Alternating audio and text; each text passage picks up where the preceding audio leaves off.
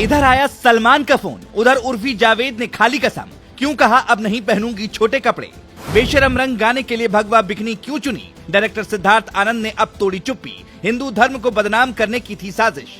अंबानी ने बुलाया, पूरा बॉलीवुड उनकी चौखट पर आया, प्लेट उठाते दिखे सलमान, क्या बॉलीवुड वालों की यही है असली औकात। इधर जैसे ही बात सलमान खान तक पहुंची, उधर उर्फी जावेद भी शर्म से पानी पानी हो गई।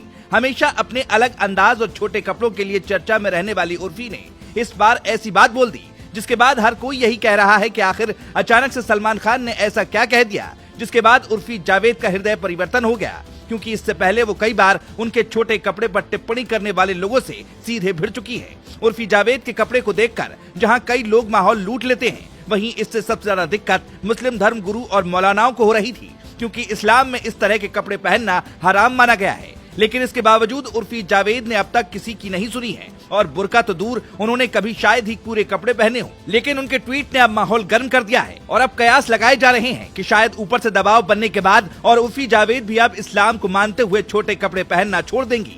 उन्होंने इसका इशारा भी दे दिया है। एक ट्वीट में उन्होंने लिखा, मैं जो कुछ भी पहनती हूँ उसे पहनकर सभी की भावनाओं को ठेस पहुँचाने के लिए मैं माफी मांगती हूँ। अब से आप लोग एक बदली हुई उर्फी देखेंगे, बदले हुए कपड़े देखेंगे।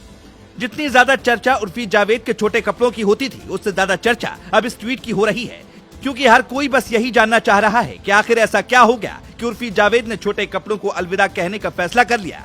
आपको बता दें कि सोशल मीडिया पर हिंदुस्तानी भाव ने उर्फी जावेद को ठीक कपड़े पहनने की सलाह दी थी। सूत्रों की माने तो बात सलमान खान तक भी पहुंची थी, जिसके बाद उन्होंने भी उर्फी को समझाया था। माना जा रहा है कि इसीलिए अब उन्होंने ये बड़ा फैसला लिया। लेकिन असल में बॉलीवुड की क्लास तो अंबानी परिवार ने लगा दी। मौका था नीता मुकेश अंबानी कल्चरल सेंटर के उद्घाटन का। बॉलीवुड के चुनिंदा कलाकारों को ही न्योता दिया गया था, या यूं कहें कि जो बॉलीवुड में खुद को बहुत बड़ा तुर्रम खां समझते हैं, अंबानी परिवार ने उनको ही बुलाया था।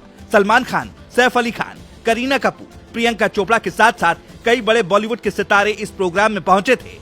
अब तक आपने कई बार बॉलीवुड के सितारों की जलालत देखी होगी, जिसमें वो अंबानी परिवार के यहाँ बड़े मेहमानों की मेहमान नवाजी करते दिखाई पड़े होंगे। कोई मेहमानों को थाली में खाना परोसता दिखा होगा, तो कोई बर्तन उठाते।